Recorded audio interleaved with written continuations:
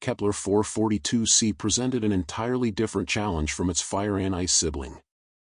As the Prometheus settled into orbit around the second candidate world, the crew found themselves looking at a planet that seemed almost Earth-like from a distance: swirling white clouds, blue-tinted atmosphere, and what appeared to be vast ocean systems covering much of the surface. Initial atmospheric analysis shows 21.3% oxygen, 76.2% nitrogen, with trace amounts of carbon dioxide and water vapor, Dr. Park reported, her voice carrying a note of excitement. The atmospheric pressure is 1.4 times Earth normal, but well within human tolerance ranges. John studied the planetary data streaming across the main display. Kepler 442c had a 31-hour rotation period and followed an elliptical orbit that created dramatic seasonal variations. Currently, the planet was approaching its closest point to the star, entering what would be considered summer in the northern hemisphere. Surface gravity is 1.1 Earth normal, Dr. Sharma added. Orbital mechanics are stable despite the influence of Sagittarius K1. The black hole's gravitational effects are minimal at this distance. Maria was analyzing the navigation data with growing concern.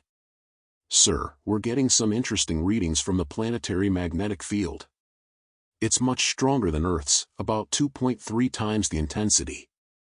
That could be protecting the atmosphere from stellar radiation, but it might also indicate increased seismic activity." Dr. Volkov confirmed her suspicions. Geological scans are showing significant tectonic activity. The planet appears to have a more active core than Earth, which would explain the strong magnetic field.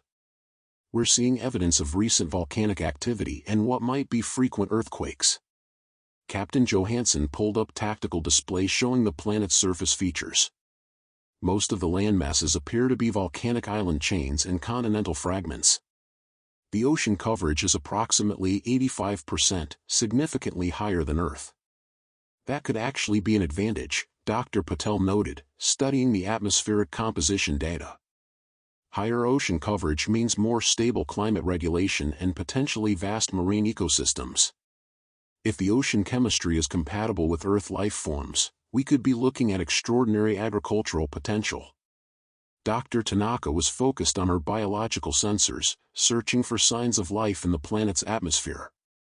"I'm detecting complex organic compounds in the upper atmosphere, methane, hydrogen sulfide, and what might be oxygen byproducts from photosynthetic processes. The biosignatures are much stronger than what we observed on 442b.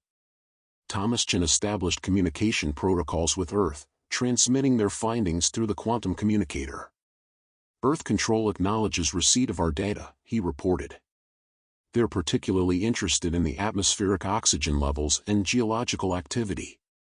John made the decision to conduct a closer orbital survey before attempting a surface landing. "Take us down to 500 kilometers altitude," he instructed Maria. "I want detailed scans of those landmasses and ocean systems before we commit to a surface mission." As they descended through the planet's upper atmosphere, the Prometheus was buffeted by high-altitude winds driven by the planet's rapid rotation and elliptical orbit.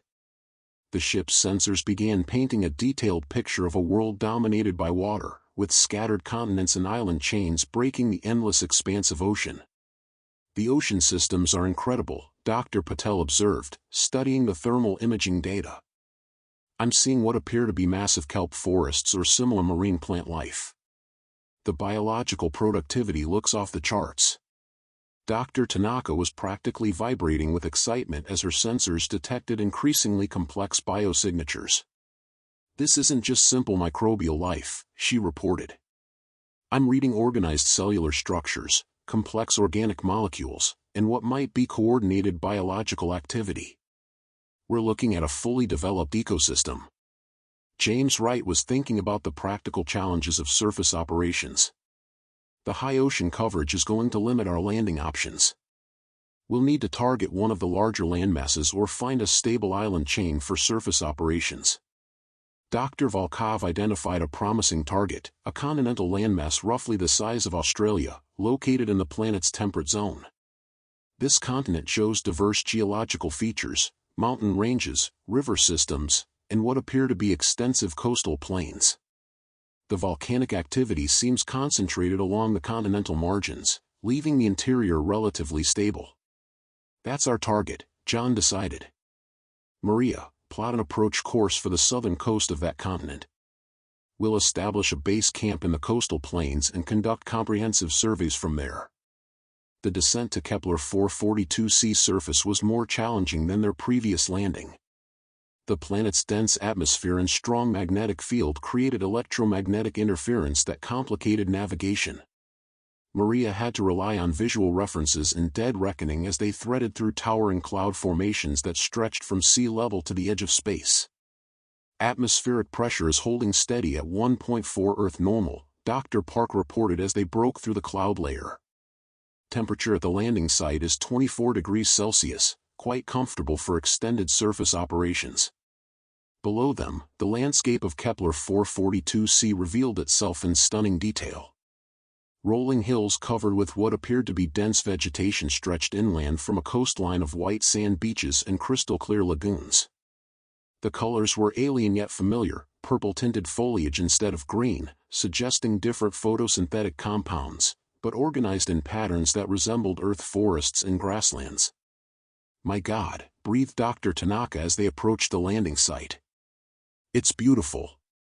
They touched down on a sandy plateau overlooking the alien ocean, with the Hermes shuttle settling onto ground that felt solid and welcoming beneath their landing gear.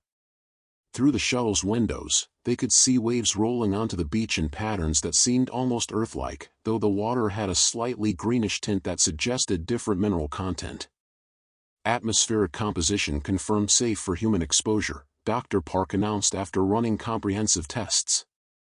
Oxygen levels are actually higher than Earth, which will make physical exertion easier but might require some acclimatization to prevent oxygen toxicity. John was again the first to step onto the surface, his boots sinking slightly into soil that had the texture of fine sand mixed with organic matter. The gravity felt comfortable, and the atmosphere carried scents that were alien yet not unpleasant, something like ozone mixed with unfamiliar floral notes. "This is Commander Reeves reporting from the surface of Kepler 442c, he announced through the quantum communicator. "Initial conditions are extremely promising for human habitation. Atmospheric composition is excellent, gravity is comfortable, and the environment appears stable and welcoming." The surface team spread out to conduct their investigations, each member focused on their specific expertise.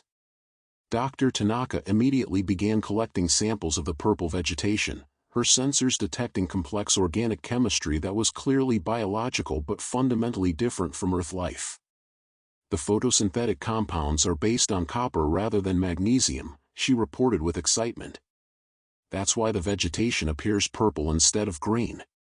But the basic metabolic processes are similar to Earth plants, they're converting sunlight and carbon dioxide into organic compounds." Dr. Volkov was studying the geological formations with growing appreciation. "The soil composition is excellent for agriculture," he noted. "Rich in minerals, good drainage, and the pH levels are compatible with Earth crops. The volcanic activity has created incredibly fertile conditions." James Wright had established a security perimeter around the landing site, but his attention was drawn to movement in the nearby vegetation. "Commander, we've got local wildlife," he reported, pointing toward the tree line where something large was moving through the purple undergrowth. John activated his suit's telescopic visor and focused on the disturbance. What he saw made him catch his breath, a creature roughly the size of a deer, but with 6 legs and what appeared to be crystalline growths along its spine.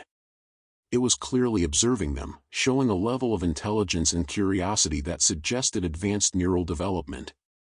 "Dr. Tanaka, are you seeing this?" he asked.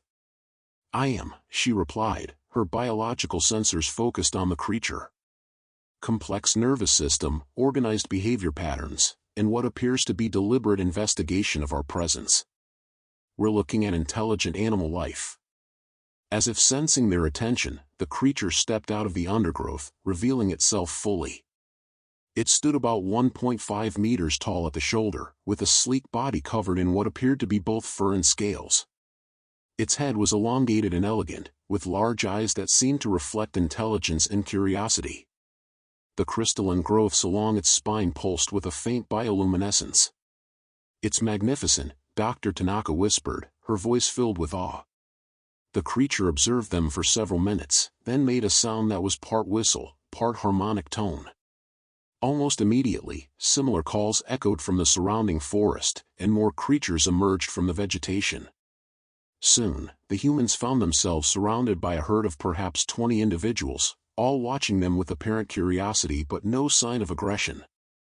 "They're trying to communicate," Thomas Chen observed, studying the acoustic patterns through his audio equipment. "The vocalizations are complex and appear to be coordinated between individuals. This might be language." John felt the weight of first contact protocols settling on his shoulders. They had encountered not just alien life, but potentially intelligent alien species. The implications for human colonization were staggering. "We observe only," he decided. "No direct contact, no interference with their behavior. Document everything, but maintain our distance." Over the next several hours, the surface team conducted comprehensive surveys while being observed by their gracious alien hosts. The creatures seemed fascinated by human technology, but they maintained a respectful distance and showed no signs of aggressive behavior. Dr. Patel's analysis of the local ecosystem was encouraging from an agricultural perspective. "The soil chemistry is compatible with Earth crops," he reported. "With minor modifications, we could probably grow wheat, corn, soybeans, and most other staple crops. The longer growing season and higher oxygen content might actually increase agricultural productivity." Dr. Volkov's geological surveys confirmed the planet's stability and resource potential. "Mineral resources are abundant," he noted.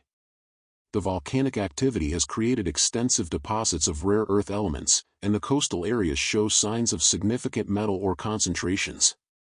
But it was Dr. Tanaka's biological findings that would have the greatest impact on humanity's colonization plans. "The ecosystem is fully developed and highly complex," she reported. "We're looking at millions of years of evolution creating a biosphere that rivals Earth in diversity and complexity. The intelligence levels we're observing suggest this world has produced sentient species." As the alien day drew to a close, the 31-hour rotation period creating longer periods of daylight and darkness than Earth, the surface team prepared to return to orbit. The crystalline creatures had maintained their vigil throughout the day, occasionally approaching closer to observe specific activities but never interfering with the humans' work. "Surface team to Prometheus," John reported as they boarded the Hermes shuttle. "Kepler 442c exceeds our most optimistic projections for human habitability. Atmospheric conditions are excellent, geological features are stable and resource-rich, and the ecosystem appears capable of supporting large human populations. However, the presence of intelligent indigenous life forms raises significant ethical and practical questions about colonization."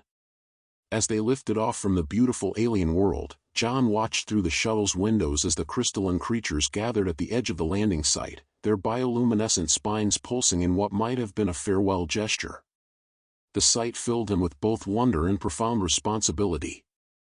Kepler 442c could sustain human civilization, but it was already home to a species that had evolved intelligence and complex social structures.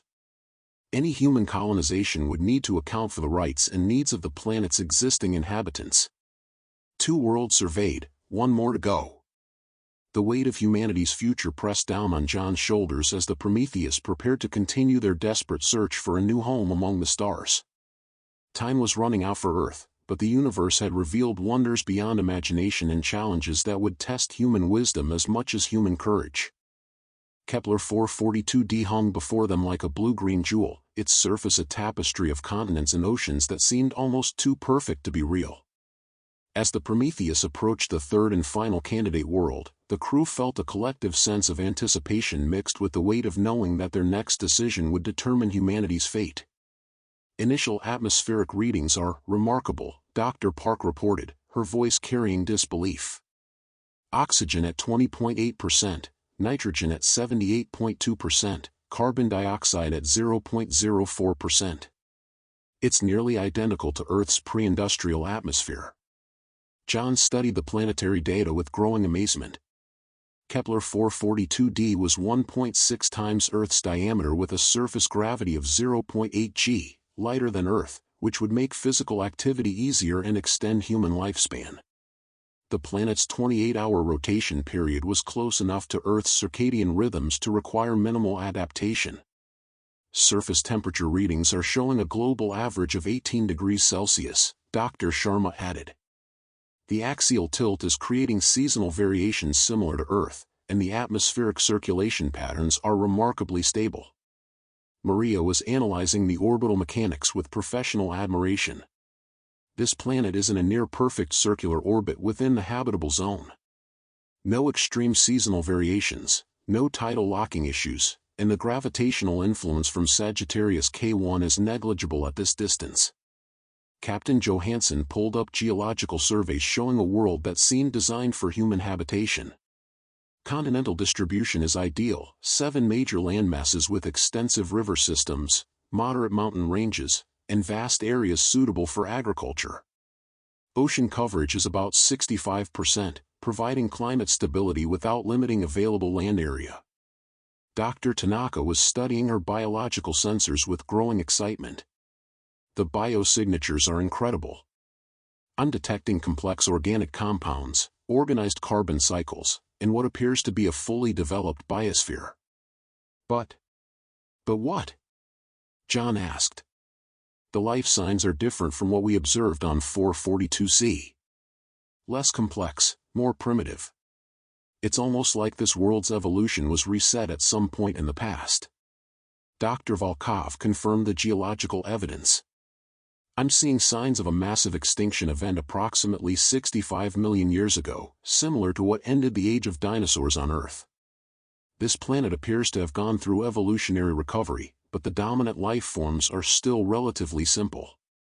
Thomas Chan established quantum communication with Earth Control, transmitting their initial findings.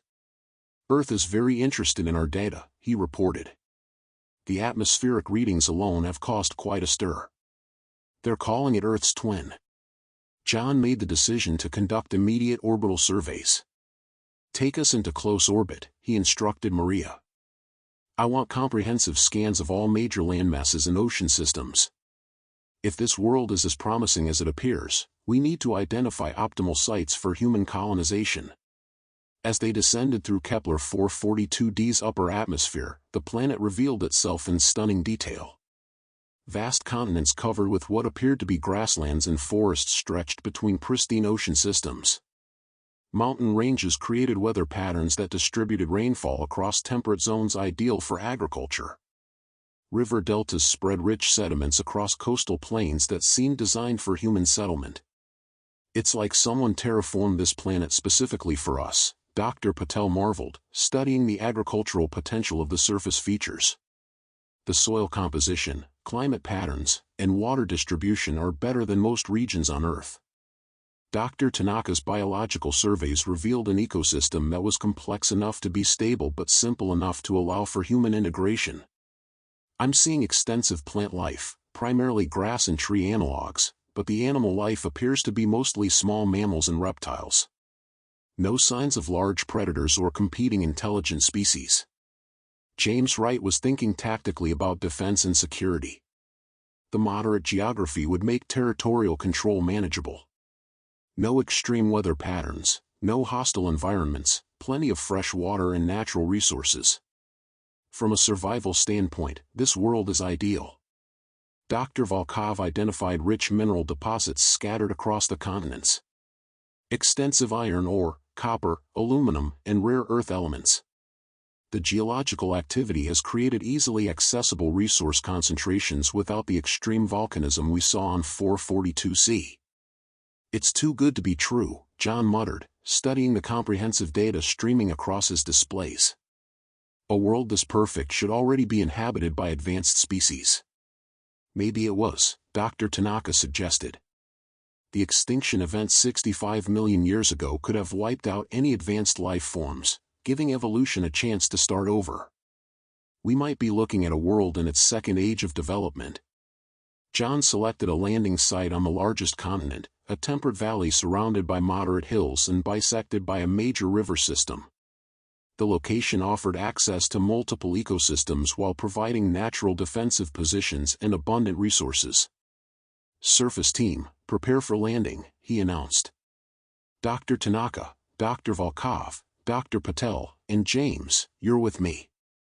This could be humanity's new home, so let's make sure we understand exactly what we're looking at." The descent to Kepler 442D's surface was the smoothest they had experienced. The planet's moderate atmosphere and stable weather patterns created ideal conditions for atmospheric flight.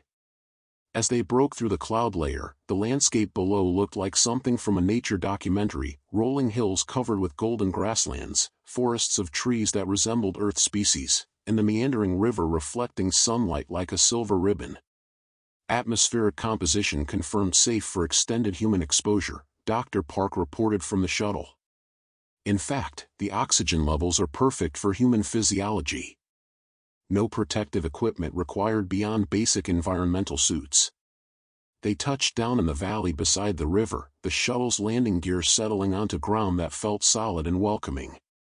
Through the windows, they could see a landscape that seemed almost Earth-like, familiar enough to feel comfortable, but alien enough to spark wonder. John stepped onto the surface of what might become humanity's new home. The gravity was noticeably lighter than Earth, making each step feel buoyant and energetic. The air carried scents of grass and flowers, with an underlying freshness that reminded him of mountain meadows after rain. "This is Commander Reeves reporting from the surface of Kepler 442D, he announced through the quantum communicator. "Initial assessment is extremely positive. This world appears capable of supporting large human populations with minimal terraforming requirements." The surface team spread out across the valley, each member focused on their specific objectives. Dr. Tanaka immediately began sampling the local plant life, her sensors revealing biochemistry that was remarkably similar to Earth species. "The photosynthetic processes are almost identical to Earth plants," she reported with amazement. "The cellular structures are different, but the basic metabolic pathways are so similar that Earth animals might actually be able to digest these plants. It's like convergent evolution created the same solutions on both worlds." Dr. Volkov was studying the soil composition with growing excitement. "The mineral content is perfect for Earth crops," he noted. "pH levels are ideal, nutrient concentrations are excellent, and the soil structure would support intensive agriculture. We could probably grow anything here that grows on Earth." Dr. Patel confirmed the agricultural potential through comprehensive analysis of the local ecosystem. "The growing season appears to be nearly year-round in temperate zones, with seasonal variations that would support crop rotation. The river systems provide abundant fresh water, and the moderate climate would minimize agricultural stress." James Wright had established a defensive perimeter around the landing site, but his attention was drawn to the absence of threats. "It's remarkably peaceful here," he observed. "No signs of large predators, no hostile environmental conditions, no extreme weather patterns. It's like this world is actively welcoming human settlement." As they explored the valley, the team encountered local wildlife that seemed almost designed to coexist with humans. Small deer-like creatures grazed peacefully in the grasslands, showing curiosity but no fear when the humans approached. Bird analogs filled the air with melodic calls that were hauntingly beautiful. Fish populations in the river appeared abundant and diverse.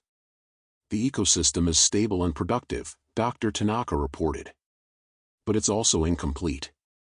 There are ecological niches that aren't being filled, almost as if the ecosystem is waiting for additional species to complete the balance." "What do you mean?" John asked. "On Earth, every ecological niche is filled by specialized species. Here, I'm seeing gaps, predator roles that aren't being filled, pollinator relationships that are incomplete, decomposer cycles that are less efficient than they could be. It's like this ecosystem has room for Earth species to integrate and actually improve the overall biological balance." The implications were staggering. Not only could Kepler 442D support human civilization, but Earth species might actually enhance the planet's existing ecosystem rather than disrupting it. The world seemed to offer not just survival, but the possibility of creating a better Earth. Over the next 12 hours, the surface team conducted comprehensive surveys of the valley and surrounding regions. Every test confirmed the same conclusion: Kepler 442d was remarkably suited for human habitation. The climate was moderate and stable, the soil was fertile and productive, the water systems were clean and abundant, and the existing ecosystem was compatible with Earth life forms. "I'm not finding any significant obstacles to large-scale colonization," Dr. Patel reported as the survey concluded. The agricultural potential alone could support millions of people. Add in the mineral resources, the stable climate, and the compatible ecosystem, and we're looking at the possibility of building a better civilization than we had on Earth. But John was troubled by the world's very perfection. In his experience, anything that seemed too good to be true usually was. Dr. Tanaka, run extended biological scans. I want to make sure we're not missing any microbial threats or toxic organisms that could pose long-term health risks. Her comprehensive analysis revealed remarkable compatibility between Earth and Kepler 442d life forms. The basic biochemistry is so similar that Earth's immune systems should be able to handle most local pathogens, she reported. And the local organisms don't appear to produce toxins that would be harmful to human physiology. As the alien sun set over the valley, painting the golden grasslands with shades of amber and rose, John stood beside the river contemplating humanity's future. This world could save his species, not just provide survival, but offer the possibility of building a better civilization in harmony with nature. "Surface team to Prometheus," he reported as they prepared to return to orbit. "Kepler 442d exceeds all projections for human habitability. This world could support massive human populations while potentially allowing Earth species to enhance rather than disrupt the existing ecosystem. I'm recommending immediate priority status for colonization planning."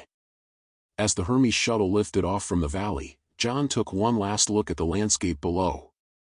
Somewhere in those rolling hills and meandering rivers lay the future of human civilization, a future that might be brighter than anything they had lost on Earth. But questions remained. Why was this world so perfectly suited for human life? Why had evolution created an ecosystem with gaps that seemed designed for Earth species? And what had caused the mass extinction that reset this world's evolutionary development 65 million years ago? The answers to those questions might determine whether humanity's new beginning would be a paradise or a trap. But with Earth's atmosphere collapsing and time running out, they might not have the luxury of solving all mysteries before making their choice. 3 worlds surveyed, each offering different possibilities for humanity's survival.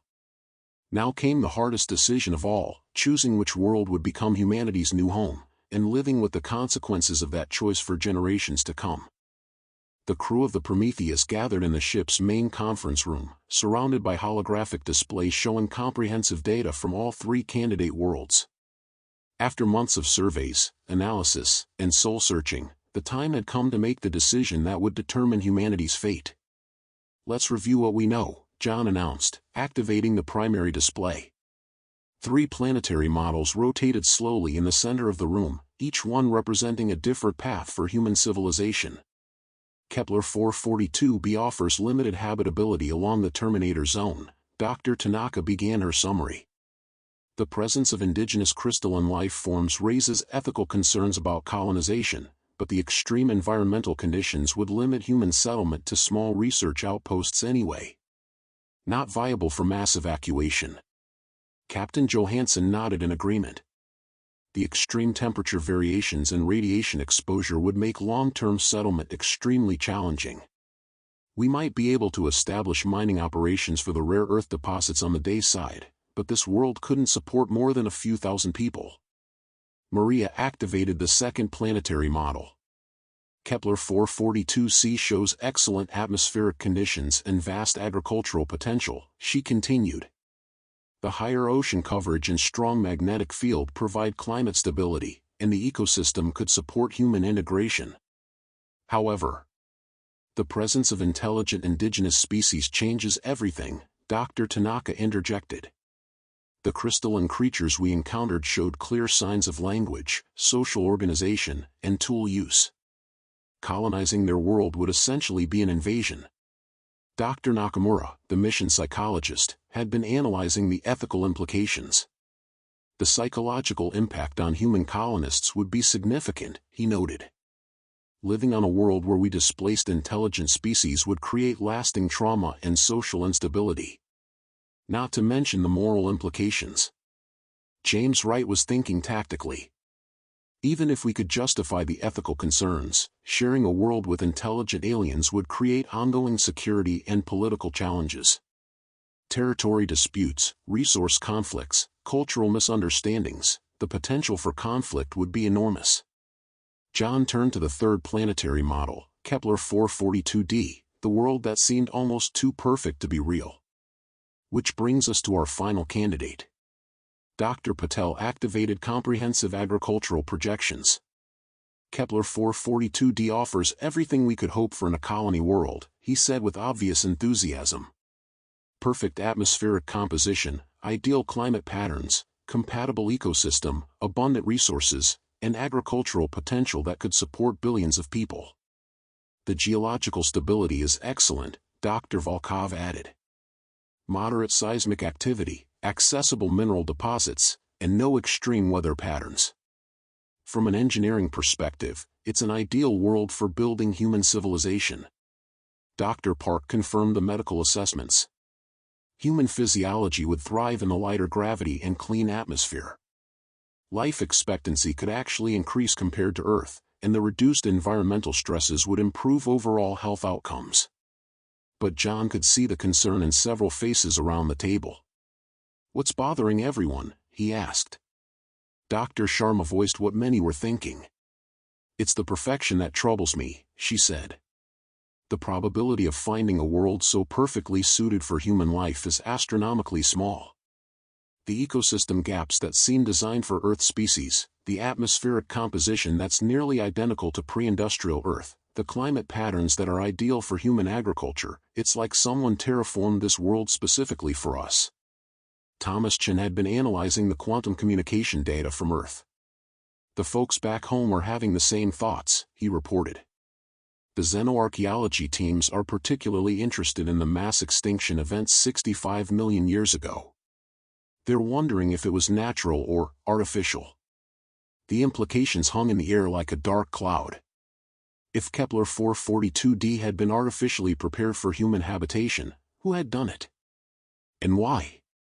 Even if the world was artificially terraformed, Dr. Tanaka said slowly, the ecosystem we observed was natural and stable. Whatever intervention might have occurred happened millions of years ago. The world as it exists now could support human life regardless of its origins. John weighed their options. Earth's atmospheric collapse was accelerating. The latest reports indicated they might have less than 2 years before the planet became uninhabitable. They didn't have time for extended investigations into cosmic mysteries. They needed to make a decision based on the data they had. "Dr. Sharma, what's our status with the quantum communicator?" he asked. "Fully operational," she replied. "We can transmit our recommendations to Earth in real time, and the first colony ships could begin preparation for launch within months." "James, from a security and logistics standpoint, which world offers the best prospects for successful colonization?" Wright didn't hesitate. "Kepler 442d, without question. The benign environment, abundant resources, and absence of threats make it ideal for establishing human settlements. Even if we encounter surprises, the world's basic habitability gives us the best chance of survival." John looked around the table at each crew member. "We've spent months analyzing these worlds. I want everyone's honest opinion. If you had to choose where to send your family, which world would it be?" The responses were unanimous, Kepler 442d. Despite their concerns about the world's mysterious perfection, it offered humanity's best hope for not just survival, but prosperity. "Then that's our recommendation," John decided. "We'll transmit comprehensive data on all 3 worlds to Earth, but we'll recommend immediate colonization planning for Kepler 442d. The mystery of its origins can be investigated after we ensure human survival." As the crew prepared to transmit their findings to Earth, alarms suddenly began sounding throughout the ship. Captain Johansson's tactical displays lit up with warnings as he analyzed sensor data from the edge of the system. "Sir, we're detecting massive gravitational anomalies from Sagittarius K1, he reported with growing concern. The black hole appears to be entering an active phase. Maria was analyzing the navigation data with growing alarm. The gravitational distortions are affecting our orbit around 442D. We're being pulled toward the inner system." Dr. Sharma was monitoring the exotic matter containment systems as gravitational stress began affecting the ship's FTL drive. The quantum field generators are struggling to maintain stability. If the gravitational flux increases much more, we could lose FTL capability. John made a command decision. "Transmit our findings to Earth immediately. Full data package on all 3 worlds, with strong recommendation for 442 decolonization. If we lose communication capability, Earth needs to have our complete analysis." Thomas Chen's fingers flew across his control interfaces as he assembled the massive data transmission. "Sending now," he reported. "Complete survey data, biological samples, geological analysis, and colonization recommendations. Transmission confirmed received by Earth Control." The gravitational anomalies continued to intensify, and the Prometheus found itself being drawn inexorably toward the black hole at the edge of the system. Maria engaged all available thrusters, but the ship's conventional engines were no match for the gravitational forces pulling them away from Kepler 442d. "We need to use the FTL drive to escape the gravity well," she announced. "But the containment fields are becoming increasingly unstable." Dr. Sharma was working frantically to compensate for the gravitational effects on their exotic matter systems. "I can maintain stability for maybe 1 jump, but the coordinates will be approximate at best. We might not end up where we intend." "Where's the safest jump destination?" John asked. Maria was calculating escape vectors. "Back toward the outer system, away from the black hole's influence. But the gravitational lensing is making precise navigation impossible." John faced an impossible choice. They could attempt an uncertain FTL jump that might strand them in interstellar space, or they could continue fighting the gravitational pull and risk being drawn past the black hole's event horizon. "Prepare for emergency FTL jump," he decided.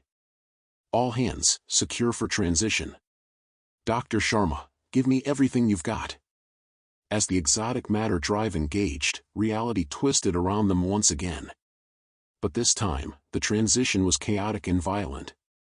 The black hole's gravitational field was interfering with their space-time manipulation, creating unpredictable distortions that sent the ship careening through dimensions that human physics barely understood. When the transition ended, they found themselves in empty space, far from any star system. The navigation computers showed their position as unknown, and their quantum communicator could no longer establish contact with Earth. "Status report," John called out as the crew recovered from the traumatic jump. "FTL drive is offline," Dr. Sharma reported grimly. "The exotic matter containment fields collapsed during the transition. We'll need extensive repairs before we can attempt another jump." Maria was analyzing their position with growing concern. "Navigation sensors are having trouble establishing our location. We appear to be in interstellar space, at least several light years from the nearest star system." Thomas Chen was desperately trying to re-establish communication with Earth. "Quantum communicator is completely offline. The gravitational trauma severed our entanglement link. Earth has no way to contact us, and we have no way to contact them." The magnitude of their situation settled over the crew like a shroud. They were stranded in the vast emptiness between stars, their ship damaged, their communication with Earth severed. They had successfully completed their mission, providing Earth with the information needed to evacuate humanity to a new world, but they might not survive to see the results of their sacrifice. "How long for repairs?" John asked Dr. Sharma. "With the fabrication equipment on board, maybe 6 months to rebuild the exotic matter containment systems," she replied. "Assuming we can manufacture the specialized components we need." "And life support?" Dr. Park consulted her medical systems. "We have supplies for 18 months if we implement strict rationing protocols." It'll be tight, but manageable if the repairs proceed on schedule. John gathered his crew around the conference table one more time, looking at each face that had shared this incredible journey. They had traveled farther from Earth than any humans in history, discovered alien life, and found humanity a new home among the stars. Now they faced the ultimate test of their courage and ingenuity. "We completed our mission," he told them. "Earth has the information they need to save our species. Whether or not we make it home, humanity will survive because of what we accomplished here." Captain Johansson spoke for the entire crew. "Sir, we knew the risks when we volunteered for this mission. We signed up to save humanity, not to guarantee our own survival. If our sacrifice enables 8 billion people to find a new home, then it was worthwhile."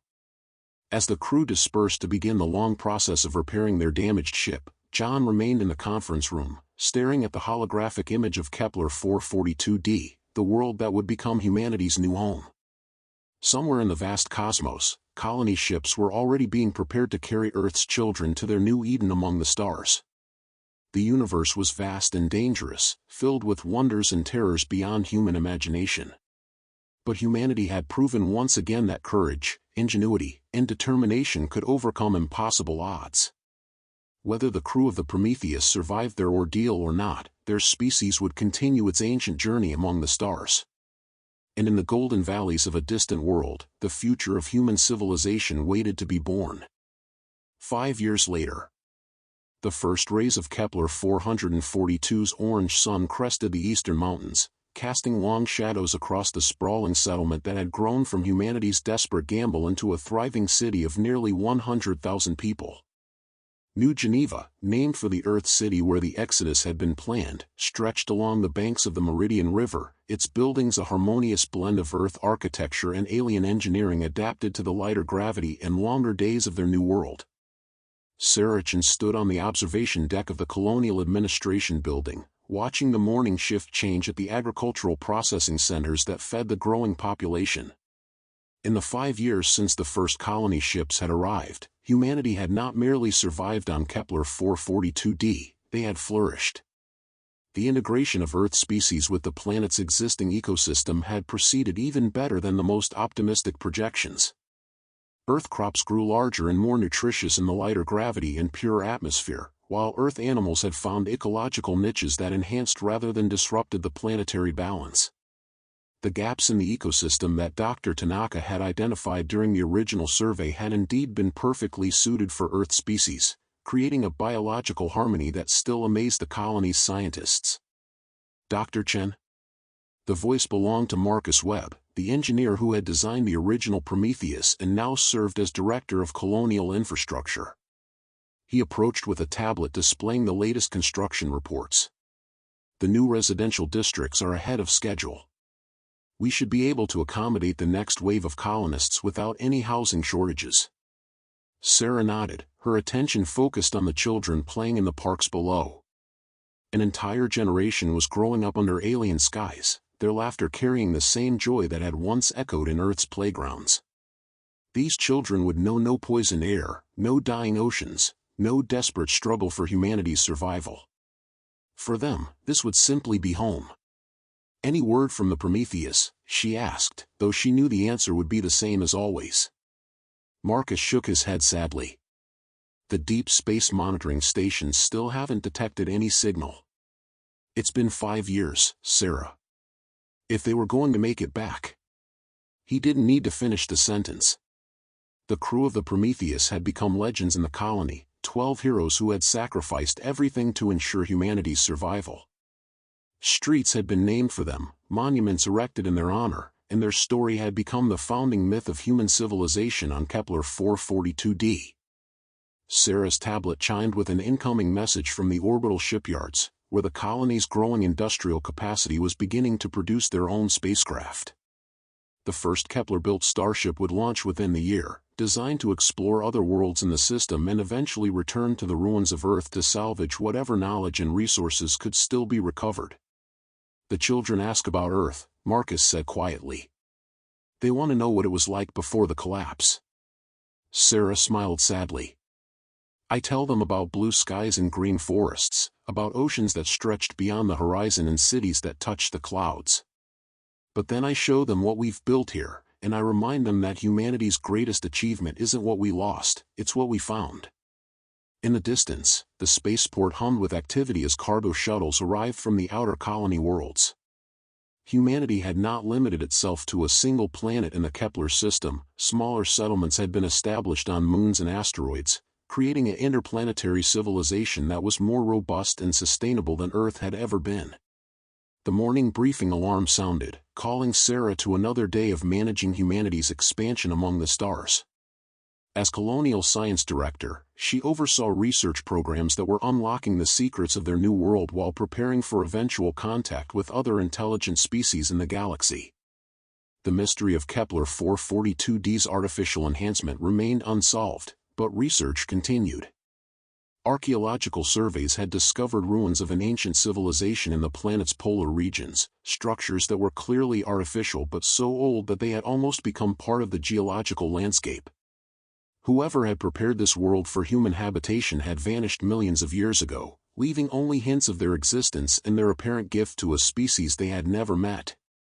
Some theorized that the ancient civilization had been humanity's distant ancestors, evolved separately and then extinct before Earth's humans had developed intelligence. Others believed they had encountered evidence of cosmic gardeners who prepared worlds for developing species throughout the galaxy. The truth remained elusive, but the gift was undeniable. As Sarah walked through the bustling corridors of the administration building, she passed holographic displays showing the latest population reports. Nearly 50 million humans now lived in the Kepler system, with more arriving monthly as the evacuation from Earth continued. The poison mother world still had perhaps a year before complete atmospheric collapse, but the evacuation was proceeding ahead of schedule. In her laboratory, Sarah's research team was analyzing samples from the recent archaeological expedition to the polar ruins. The artifacts were composed of materials that didn't exist in any periodic table, suggesting technologies that manipulated matter at the quantum level. If they could understand the principles behind these ancient tools, humanity might develop capabilities that would make them true citizens of the galaxy rather than desperate refugees. Dr. Chen, you need to see this. The voice belonged to Dr. Yuki Tanaka, not the original xenobiologist who had served aboard the Prometheus, but her daughter, who had followed in her mother's footsteps and joined the colonial research program. She was studying biological samples from the deepest archaeological sites, searching for traces of the civilization that had shaped their world. "What is it, Yuki?" Sarah asked, approaching the analysis station. "DNA fragments," the young scientist replied, her voice filled with excitement and confusion. "Embedded in the polar artifacts. The genetic sequences are partially degraded, but what we can read is impossible." Sarah examined the genetic analysis displays, her mind struggling to process what she was seeing. This can't be right. These sequences are clearly related to Earth species, but the age dating places them at millions of years old. "That's not the strangest part," Yuki continued. "Look at the sequence patterns. These aren't just related to Earth species, they're precursors to Earth species. It's as if the ancient civilization that terraformed this world was somehow connected to the evolutionary development of life on Earth." The implications were staggering. If the genetic evidence was accurate, the beings who had prepared Kepler 442d for human habitation had somehow influenced the development of life on Earth millions of years earlier. The connections across space and time suggested a level of cosmic engineering that challenged everything humanity thought they knew about their place in the universe. "Have you shared this with the xenoarchaeology team?" Sarah asked. "Not yet. I wanted to confirm the results first." "But Sarah, if this is real, it means the ancient civilization didn't just prepare this world for random refugees, they prepared it specifically for us. For humanity. As if they knew we would need it."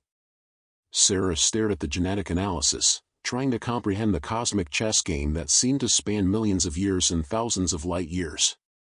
Who were the ancient gardeners who had shaped both Earth and Kepler 442d? What had driven them to create such an elaborate plan for humanity's survival? And most importantly, Were they still out there somewhere, watching their grand design unfold? A soft chime indicated an incoming priority transmission from the orbital monitoring station. Sarah activated the communication link, expecting another routine report from the deep space sensors. Instead, she found herself looking at the excited face of Lieutenant Commander Torres, the station's chief observer. "Dr. Chen, you need to get up here immediately. We're detecting an artificial signal from the outer system. It's weak and intermittent, but the pattern is clearly technological." Sarah's heart leaped with hope and fear. "Is it from Earth?" "No, ma'am. The signal is coming from the direction of Sagittarius K1, the black hole that nearly destroyed the Prometheus 5 years ago. And Dr. Chen, the signal format matches the Prometheus's emergency beacon." The words hit Sarah like a physical blow. After 5 years of silence, after memorial services and monuments in acceptance of their sacrifice, the heroes of the Prometheus might still be alive. "I'm on my way," she announced, grabbing her emergency kit and heading for the express lift to the orbital shuttle pad. If John Reeves and his crew had somehow survived their ordeal in the cosmic wilderness, humanity owed them the chance to come home to the world they had helped save. As the shuttle launched toward the orbital station, Sarah looked down at the thriving civilization spread across the valleys and plains of Kepler 442d. Millions of people living, working, dreaming, and building a future among the stars. Children who would never know the terror of atmospheric collapse or the desperation of a dying world. Families reunited with loved ones they thought they'd lost forever in the evacuation from Earth. All of it made possible by 12 explorers who had risked everything to find humanity a new home among the stars. If they were still alive, if they had found a way to survive in the vast emptiness between worlds, then humanity's greatest heroes were about to witness the fruition of their sacrifice. The future stretched ahead like an open road, filled with mysteries to solve, worlds to explore, and wonders to discover. The ancient gardeners who had shaped their destiny remained an enigma, but their gift had taken root in the golden valleys of a distant world. Humanity had found more than survival among the stars, they had found hope, purpose, and the infinite possibility of a universe that seemed designed to nurture the dreams of those brave enough to reach for them. And somewhere in the cosmic darkness, 12 explorers might be finding their way home to witness the dawn of humanity's greatest age.